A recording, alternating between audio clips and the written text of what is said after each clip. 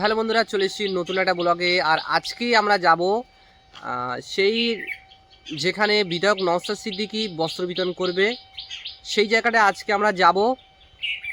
তো বেশি দেরি না করে আমরা এই মুহূর্তে চলে যাব ওখানে। আর ওখানে গিয়ে একেবারে নওশাদ সিদ্দিকী লাভার সঙ্গে সঙ্গেই আমরা ভিডিও স্টার্ট করে দেবো।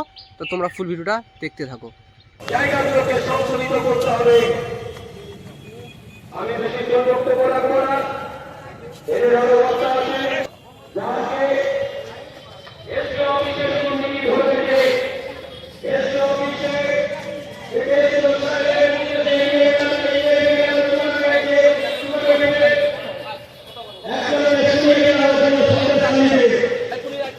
যদিও তার অপরাধী কার্যকরী খাতাতে তাকে বন্যায় ফিরে আসতে পেরেছে, কিন্তু আমরা দেখিনি এসডিও সাহেবের এসডিও অফিসের যে দুর্নীতি, সেই দুর্নীতি। আর একটা ডিপার্টমেন্ট যেটা পচা শূন্য পদের সংখ্যা কত, ওই 2200 মতো বলেছিল।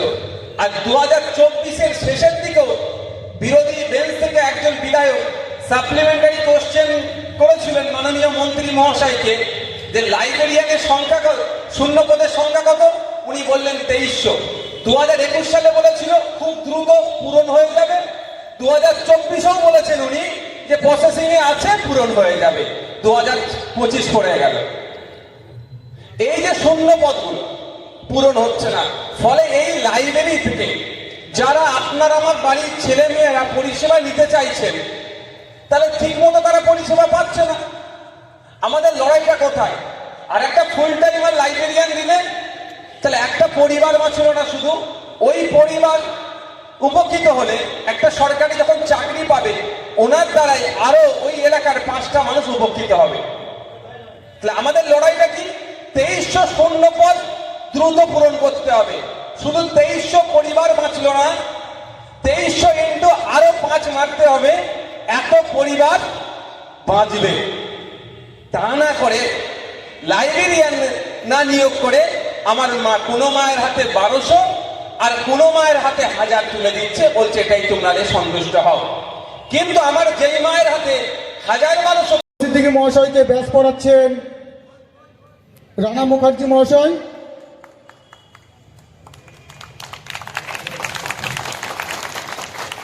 ধন্যবাদ। এবার নওশাদ সিদ্দিকী মহাশয়কে উত্তরীয় পড়িয়ে সম্বর্ধনা জানাবেন মহিবুল মন্ডল মহাশয়।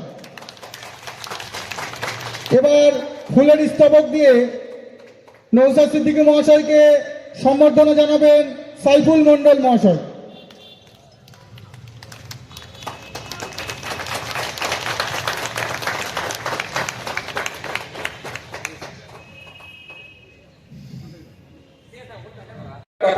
বাবা, মানুষের জন্য কাজ করতে গেলে প্রয়োজনে পিঠও পেতে দিতে হবে। সেই নওশাদ সিদ্দিকী প্রস্তুত আছে তার জন্য। দুটো সমালোচনা সহ্য করতে পারবো না, আমি করবো সমালোচনা হোক, আমি গ্রহণ করবো। তো আপনারা দেখছেন গতকাল আর আজকে আমাদের রাজ্যে একটা কি হচ্ছে, বিজনেস সামিট হচ্ছে, কি বিশ্ববঙ্গ শিল্প সম্মেলন, তাই তো? বিশ্ববঙ্গ শিল্প সম্মেলন নামটা খুব সুন্দর, একদম ভালো জিনিস। গতকালকে দেখলাম কত হাজার কোটি টাকার বাজেট আপনার উদ্যোগ নিয়েছে প্রস্তাবের জন্য, যে থেকে আপনার সম্ভবত 2015 সালের থেকে এই আপনার বিশ্ববঙ্গ বাণিজ্য সম্মেলনটা শুরু হয়েছিল। আমি আপনাদের একটা ছোট্ট তথ্য দিচ্ছি, মানে কিভাবে আমাদের ট্যাক্সের টাকাগুলোকে ধ্বংস করছে এই তৃণমূল সরকার, একটু আপনাদের বলছি। এটা দিয়ে দেওয়ার বেলায় দিতে পারবে না। এই যে সরকারি কর্মচারীরা আছেন আমাদের এখানে, আমাদের পুলিশ বন্ধুরা আছেন, আছে তো? আছে তো না ভাই? আমাদের কে? আমাদের সামাজিক বন্ধু, আমাদের সামাজিক বন্ধু পুলিশ। কিন্তু এক একটা পুলিশকে 8 ঘন্টার পরিবর্তে 16 ঘন্টা ডিউটি করাচ্ছে। এর বিরুদ্ধে আমরা তাদের হকের দিয়েও দিচ্ছি না, তার দিয়ে দেওয়ার পক্ষে আমরা। যাক, আমি ওই বিষয়ে আমি যাচ্ছি না। আমি শুধু একটা আপনাদের দেবো, একটা তথ্য দেবো। আচ্ছা, তথ্যটা তো না হারিয়ে ফেলেছিল, তাহলে ভুলভাল বললে আমার কেস দিয়ে দেবে। আচ্ছা আচ্ছা আচ্ছা, 2015 সাল থেকে সম্ভবত আপনার এই বাণিজ্য সম্মেলনটা হচ্ছে। আমি ছোট্ট করে বাণিজ্য সম্মেলন দিয়ে বলছি। 2020-2021 কোভিড এর জন্য বন্ধ ছিল, আর 2024-এ বন্ধ ছিল, এই 2025-এ হচ্ছে।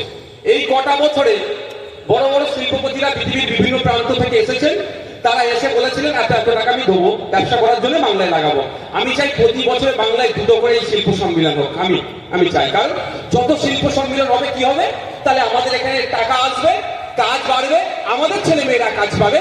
আমাদের ছেলে মেয়েরা যদি কাজ পায়, তাহলে মহারাষ্ট্রে গিয়ে সোমনাথ দেবনাথকে খুন হতে হবে না, তাহলে রাজস্থানে গিয়ে আফরাদুলকে খুন হতে হবে না, তাহলে হরিয়ানাতে গিয়ে সাবির মল্লিককে খুন হতে হবে না, তাহলে কেরলে গিয়ে বাঁকুড়ার হেমন্ত রায়কেও খুন হতে হবে না, বা লাশ হয়ে ফিরে আসতে হবে না।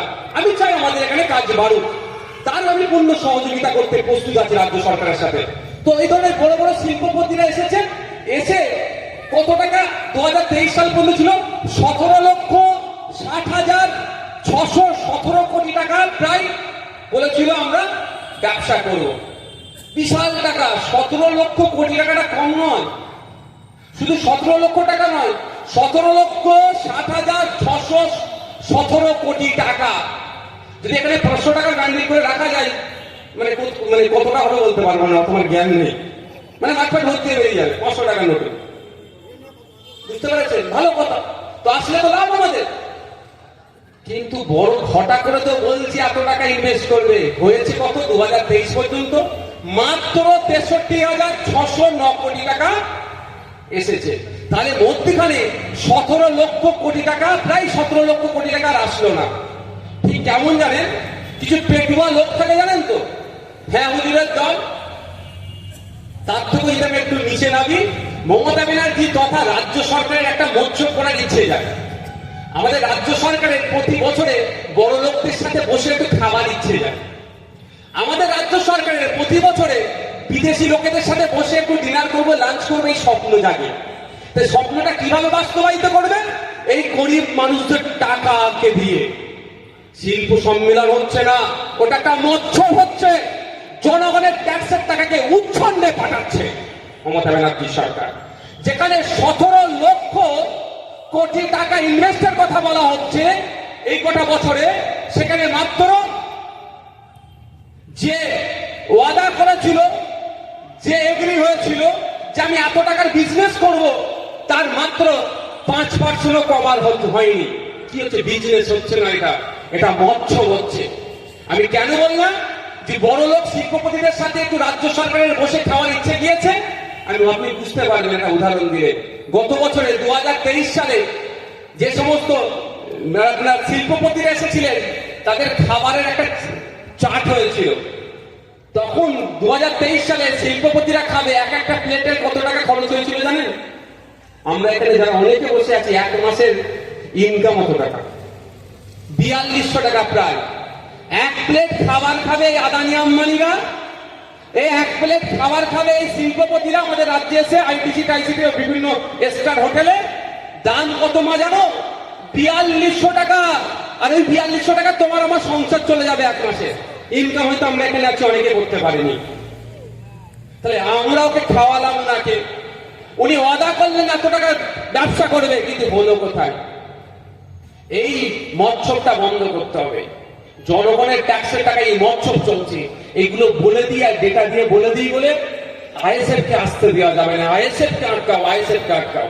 আমার বলার বক্তব্য এখানে যে এই ধরনের প্রতিটা পদে পদে আপনাকে আমাকে বোকা বানিয়ে চলে যাচ্ছে, আর আপনাকে আমাকে বুঝতে দিচ্ছে না। যখনই বোঝার চেষ্টা করছে, তখনই শুভেন্দু অধিকারী কি বলছে? এবছরের মহাকুম্ভে এত কোটি লোক এসেছিল, আরো বেশি আসুক।